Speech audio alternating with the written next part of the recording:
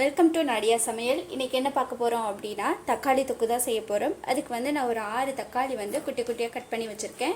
சின்னதாக 2 பெரிய வெங்காயம் கட் பண்ணி வச்சுருக்கேன்.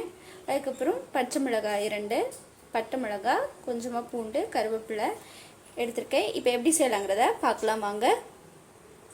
தாச்சியில் நான் ஒரு 2 கரண்டி நல்லெண்ணெய் சேர்த்துருக்கேன். இதில் 1 ஸ்பூன் வந்து கடுகு உளுந்த பருப்பு சேர்த்துக்கலாம். இதோட ஒரு 1/2 ஸ்பூன் சோம்பு சேர்த்துக்கலாம். கடுகு நல்லா பொரியட்டும்.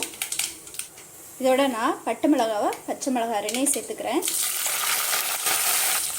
கருவேப்பிலை சேர்த்துக்கலாம். பூண்டு சேர்த்துக்கலாம்.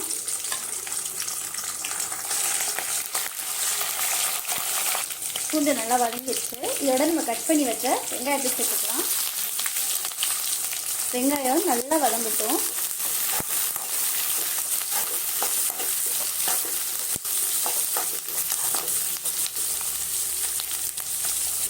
வெங்காயம் நல்லா வதங்கிடுச்சு. இதோட நம்ம கட் பண்ணி வச்ச தக்காளியை சேர்த்துக்கலாம். தக்காளி நல்லா வதக்கணும். தக்காளியை நல்லா வதக்கிக்கோங்க.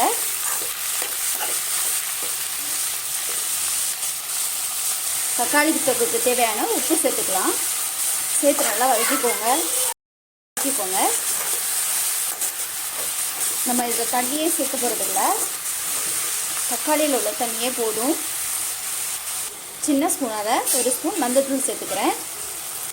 இது வந்து மல்லி 1 ஸ்பூன், ஜீரகம் 1/2 ஸ்பூன், சோம்பு 1/2 ஸ்பூன், கடலைப்பருப்பு 1/2 ஸ்பூன் எல்லாம் சேர்த்து வறுத்து நான் ஆல்ரெடி அரைச்சி வச்சுருக்கேன். அதுலேருந்து நான் 1 ஸ்பூன் சேர்த்துக்கிறேன். 1 ஸ்பூன் மிளகாய்த்தூள், கொஞ்சமாக பெருங்காயத்தூள் சேர்த்துக்கோங்க.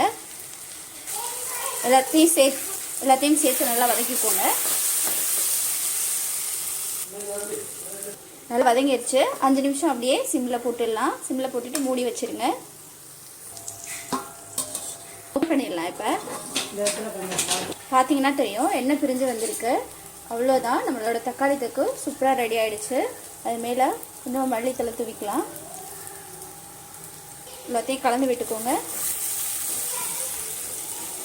நம்மளோட தக்காளி சூப்பராக இருக்கும். கண்டிப்பாக இதே மாதிரி ட்ரை பண்ணுங்கள். என்னோட வீடியோஸ் பிடிச்சிருந்தது அப்படின்னா லைக் பண்ணுங்கள், ஷேர் பண்ணுங்கள், சப்ஸ்கிரைப் பண்ணுங்கள். மறக்காமல் பெல் பட்டனை ப்ரெஸ் பண்ணி ஆளுங்கிற ஆப்ஷனை கிளிக் பண்ணுங்கள். அப்போ தான் நான் போடுற வீடியோஸ் எல்லாம் நோட்டிஃபிகேஷனாக உங்களுக்கு வரும். என்னோடய வீடியோவை முழுமையாக பார்த்ததுக்கு ரொம்ப ரொம்ப நன்றி.